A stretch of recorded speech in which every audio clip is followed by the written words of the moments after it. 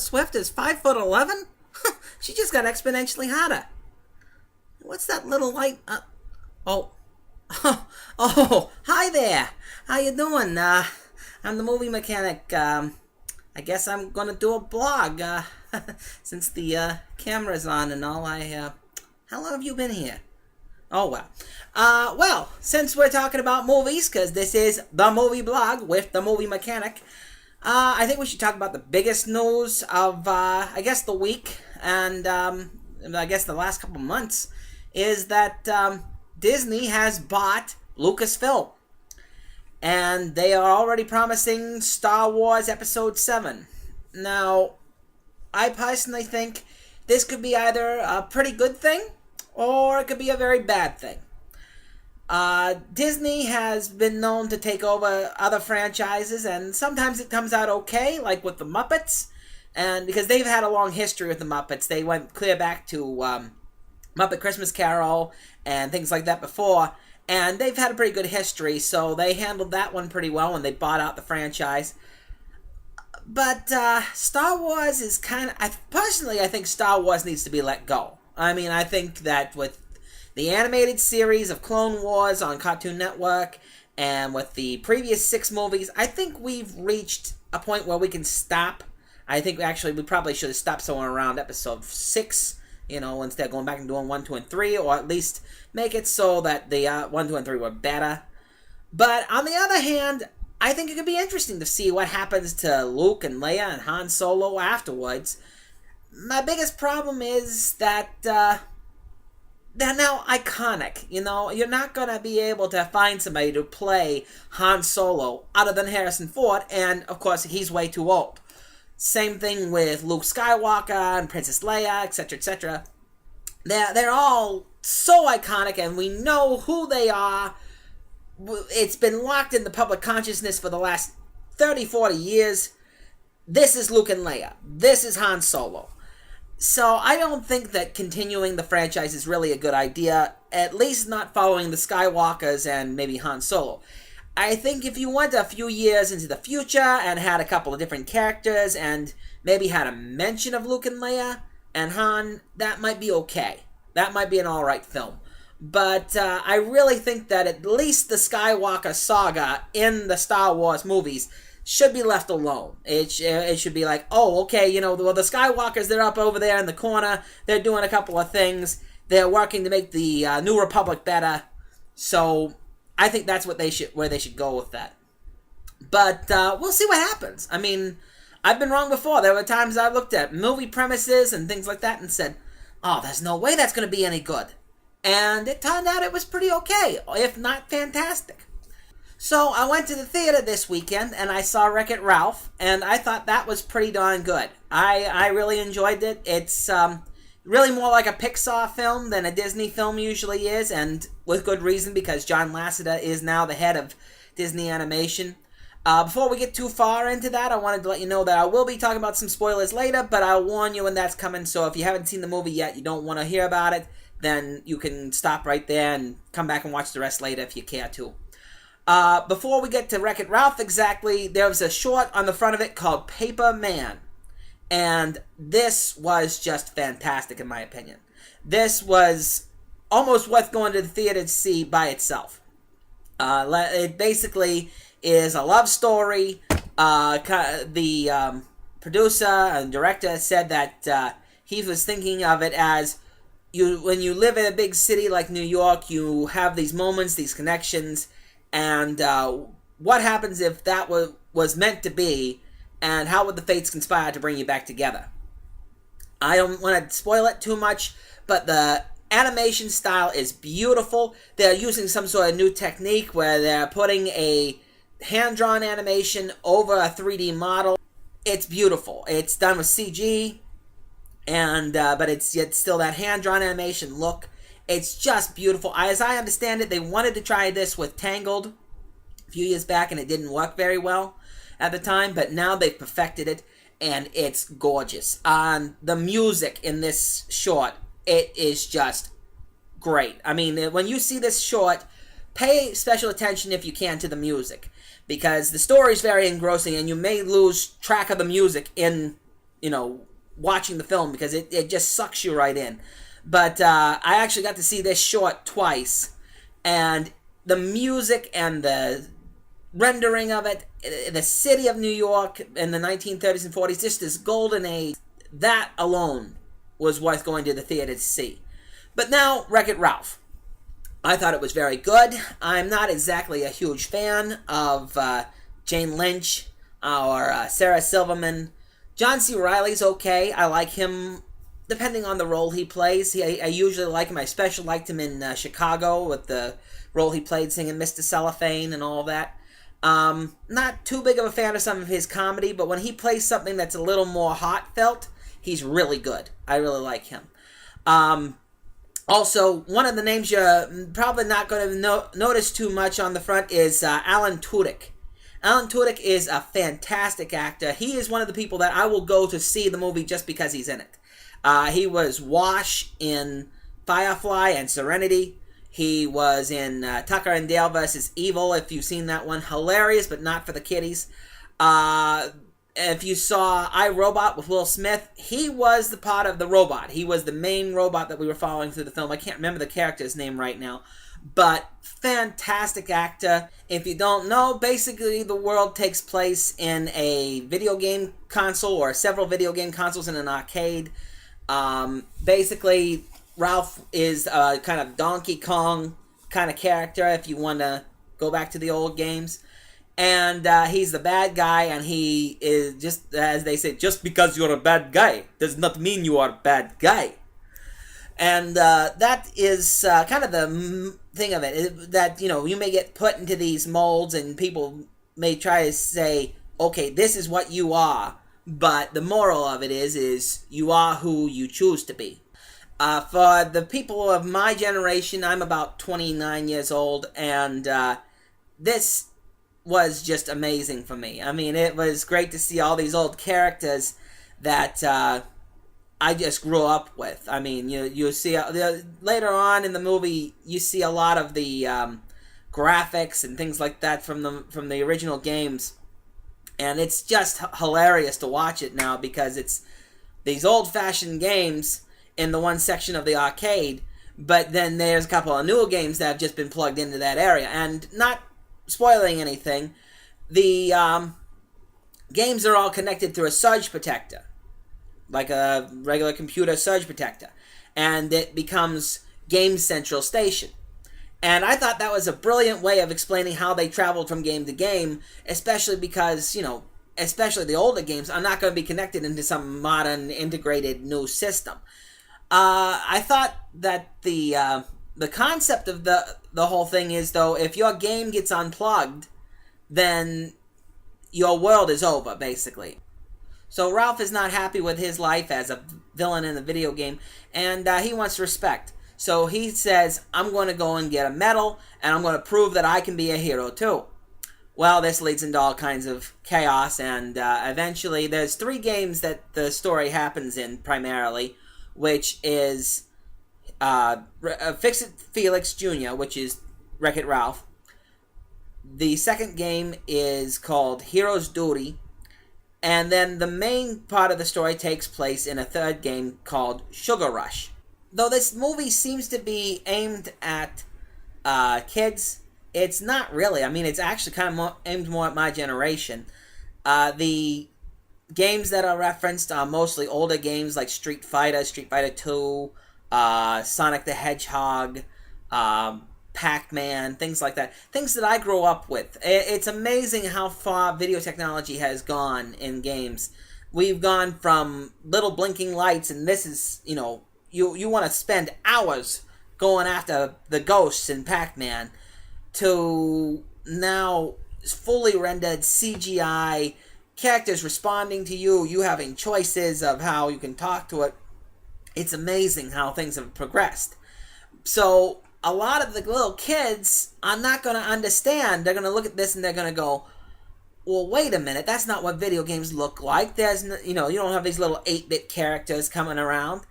It's, kind of distracting to them, I would imagine. But then again, the story is so engrossing. The story is so well written and so well done that I don't think it's going to be that big of a deal for the little kids. They understand the concept of video games for sure. I mean, this modern world, they're everywhere, even on your cell phone. My biggest concern is that the biggest fear for everyone is that their game will get unplugged.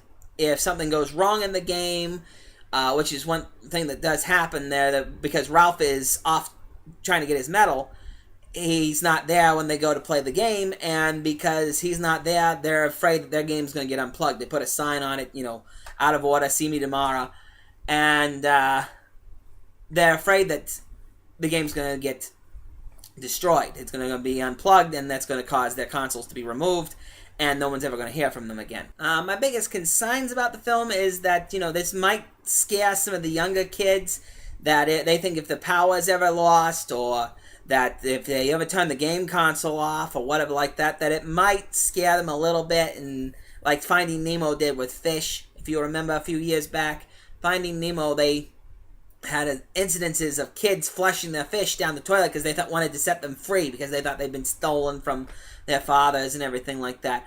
So I would say this movie, even though it's geared, I guess, towards little kids, it's actually a little bit more adult.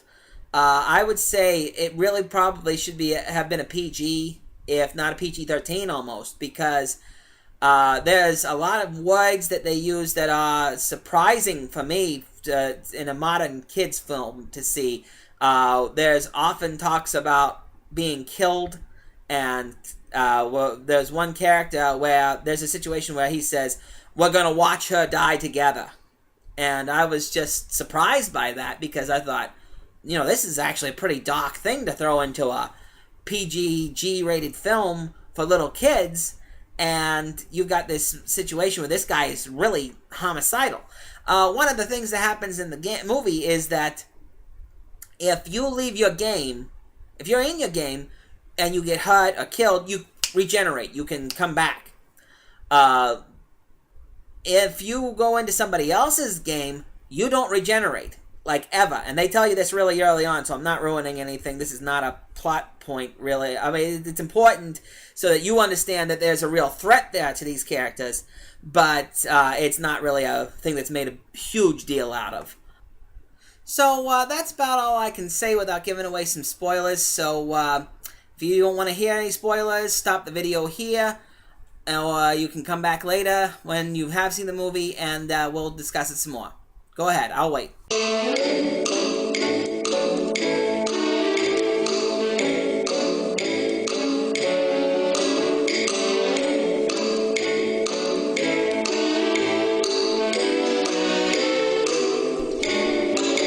Okay, everybody who doesn't care about spoilers or hasn't seen the movie or has seen the movie, let's move on through here.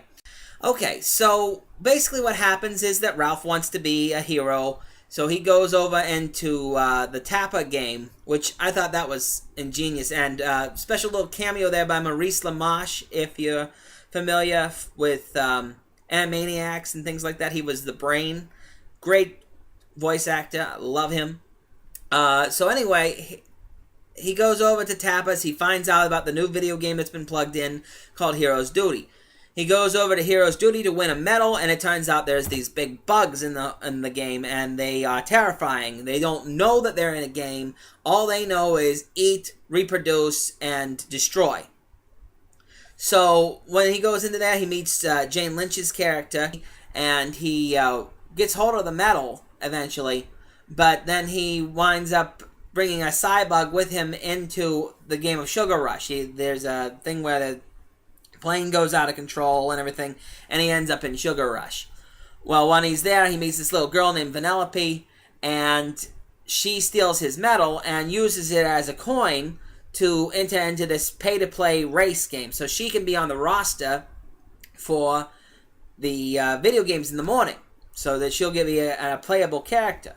Well, it turns out that she is a glitch. She is a mistake in the computer, or at least it seems that way. And they don't want her to play. So the movie then becomes about, Ralph wanting his coin back and the people not wanting the glitch to play and everything like that. And you think it's just kind of a self-righteous thing, at least at first. And it turns out later on that glitches cannot leave the game. So if you're a mistake or if you got a problem with your code, you can't leave the game like the other characters can and go into the surge protector. You'll notice that other characters are stranded in Game Central Station. If their game has been unplugged, they've evacuated the game and they're in the surge protector basically. So we find out the glitches can't leave.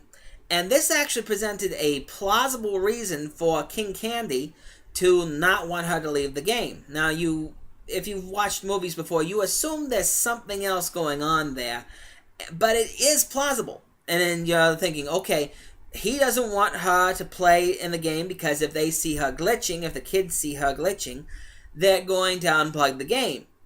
And then all those people that are in that game are going to have to evacuate, but the worst part is that the glitch can't leave. So not only will the game be turned off and destroyed, but Vanellope will be stuck in the game and she will be destroyed with the game. When the game is unplugged, she'll cease to exist. I actually thought that was pretty ingenious. Of course, it turns out in the end, as you know if you've seen the movie, that he is actually Turbo. If you've not seen the movie, there's this character that they mentioned early on who they have a phrase called going turbo, and he had gone into another game and tried to take over that game through just being a part of it when he shouldn't have been there, and that caused both his game and the other game to get removed. So I thought that it was really interesting that King Candy turned out to be Turbo. That was something I really did not see coming. I figured, of course, having seen movies before, that the Turbo story would come in somewhere, but I did not expect that King Candy was going to be Turbo. I thought at the end, the situation with the king becoming a monster, Disney has learned, I think, that the best way to kill a villain off without making the kids feel bad about it is to make sure that he's a monster by the end. So you have this guy turning into this bug monster. Then, of course, you have Maleficent turning into the dragon, which is classic and everything. Less monster-ish, but you do see Gaston, for instance, in Beauty and the Beast, go from being, the suave, debonair, handsome man to, he's pretty messed up. He's all, beat up and his hair's all a mess and he's, wild-eyed and he wants to kill everybody, that kind of thing. So you, at the very least, if you don't actually turn them into a monster, you have them have monstrous characteristics. So that they are so evil that you're not going to feel bad about this when this guy goes over the top. Of course, the overall message of the picture is that no matter what society says you are, you choose who you are. That's all good. A lot of messages about self-sacrifice and being willing to sacrifice for yourself for others. Very good on that part. One minor little thing that I just gets my goat. At the end of the game, or at the end of the movie rather, Vanellope says that they're not going to have a queen anymore, but they're going to be a constitutional democracy. And she says, President Vanellope sounds really good. Let me just... my little nitpick, okay? This is so over the top, and I don't want to talk about politics on this blog. This is not a place for politics. Just one little thing.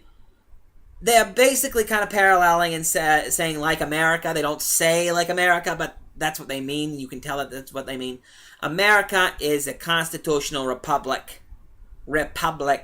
Okay? We have democracy in the republic, but we are a constitutional republic. We are a democratic republic. Okay?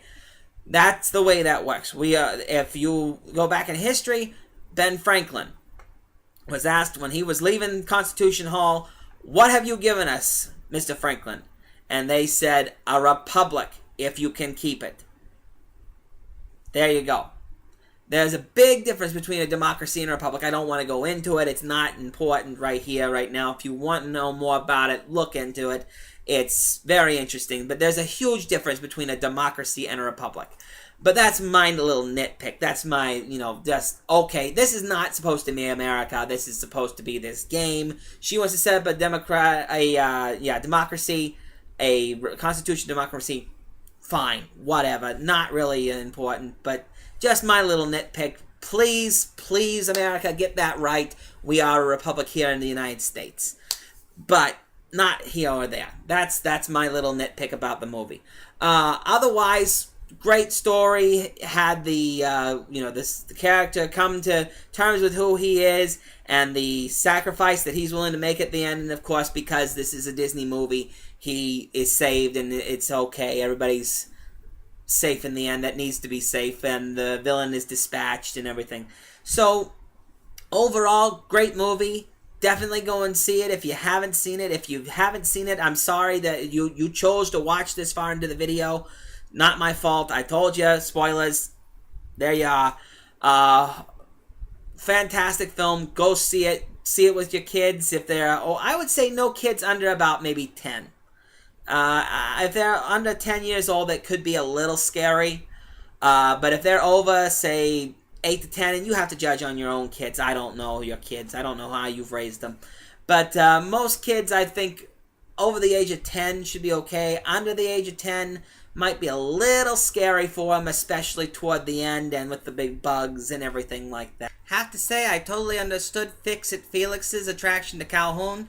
Going around through the movie taking charge and with the big gun taking out the bugs and everything, military type. I completely understood that. So if there's any ladies out there like that fancy mechanic type like Fix-It Felix, leave a comment. I'm here.